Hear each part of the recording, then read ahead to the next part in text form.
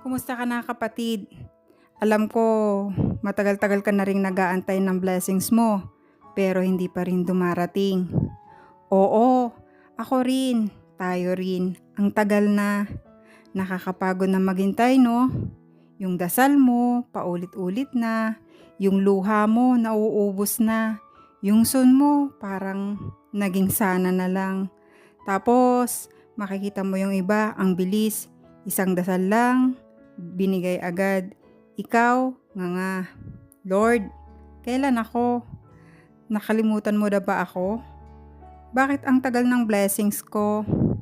Una, kasi hindi ka pa handa at ayaw kang bigyan ni Lord ng bagay na ikasisira mo. Bibigyan ka ba ng kotse kung hindi ka pa marunong mag-drive? Babangga ka lang. Bibigyan ka ba ng milyon kung waldas ka pa? Uubusin mo lang. Si Lord, hindi late. Ikaw yung pine-prepare pa. Yung delay, hindi denial. Protection yun. Pangalawa, kasi yung hinihintay mo, hinahanda pa. Yung trabaho, yung jowa, yung bahay, yung baby, yung kagalingan. Hindi lang ikaw yung hinahanda, pati yung blessings mo, inaayos pa ni Lord. Baka yung future asawa mo broken pa ngayon. Baka yung business mo, lugi ka lang kung binigay ngayon. God's timing, perfect timing. Hindi early, hindi late, sakto. Pangatlo, kasi tinuturuan ka ni Lord maghintay para matutong magtiwala. Madali magtiwala pag andyan na, pero pag wala pa, dun nasusubok pananampalataya mo. Gusto ni Lord, malaman mo kahit hindi ka pa binibigay, hindi ibig sabihin hindi kita mahal.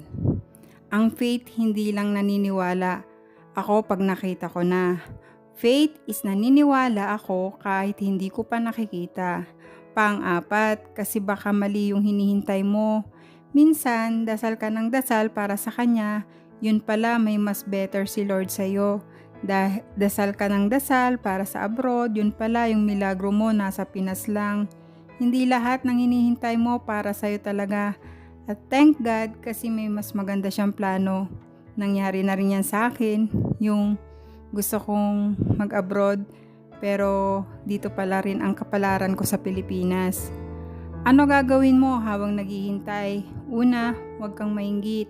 Magtrabaho ka. Imbes na mag-scroll ka at mainggit sa blessings ng iba, mag-focus ka sa progress mo.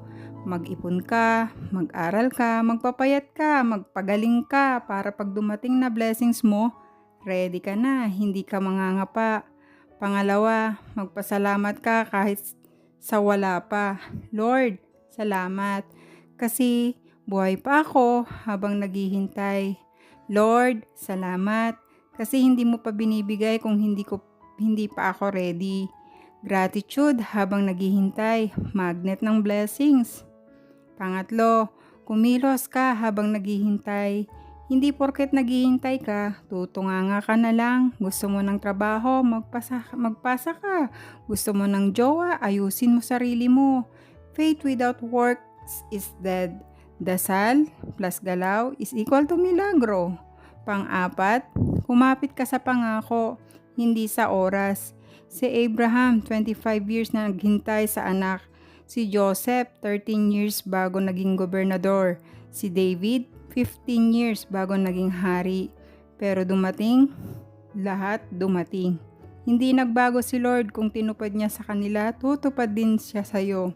Kapatid, gusto ko malaman mo yung paghihintay mo hindi sayang. Bawat luha mo, may bilang si Lord. Bakit ang tagal mo naririnig niya. At pag binigay na niya yung blessing mo, sobra pa sa hinihintay mo. Siksik, liglig at nag-uumapaw na biyaya. O diba, ang sarap ng feeling kung gano'n ang mangyayari. Sa tamang panahon, ako si Yahweh, ang magsasakatuparan nito agad. Isaiah chapter 60 verse 22. Hindi pa tamang panahon mo, pero malapit na, kaya wag kang bibitaw ngayon. Ang daming sumuko one day before their miracle, wag kang magpapabilang doon. Tanong, ano yung blessings na pinakahihintay mo ngayon? Hindi mo kailangang ikwento lahat. Pero dasal ko na pag binigay na ni Lord, maiiyak ka sa sobrang saya. Hintay lang, hindi ka kinalimutan. Mahal ka at dadating din yan, isang tulog na lang. Tapos isa pa, hanggang sa magising ka na lang, isang araw andyan na at mapapa-thank you Lord ka palagi.